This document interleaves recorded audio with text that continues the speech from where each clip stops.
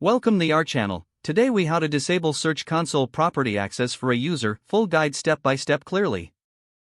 To disable Search Console property access for a user, begin by logging into your Google Search Console account. Once logged in, locate the property for which you want to remove access. Click on the property name to open its settings. In the left-hand menu, find and select Settings. Scroll down until you see the Users and Permissions section.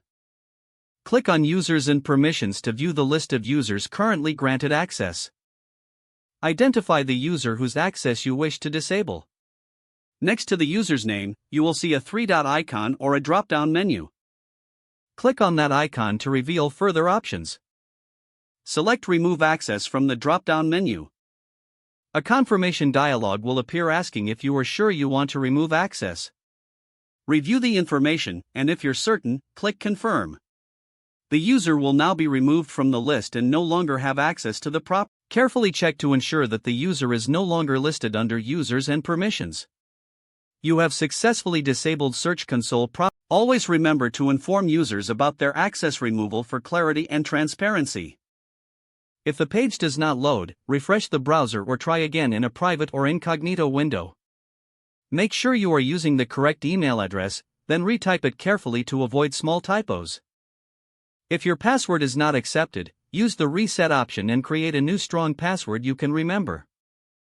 Check your spam folder for verification or security emails, then complete any requested confirmation steps.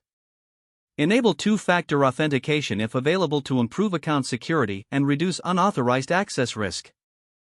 After signing in, review your profile details so your contact information and settings are accurate and current. If you see an error message, note it down and try again after restarting your device and internet connection. Log out when you finish, especially on shared devices, to keep your account and payment information secure. If the page does not load, refresh the browser or try again in a private or incognito window. Make sure you are using the correct email address, then retype it carefully to avoid small typos.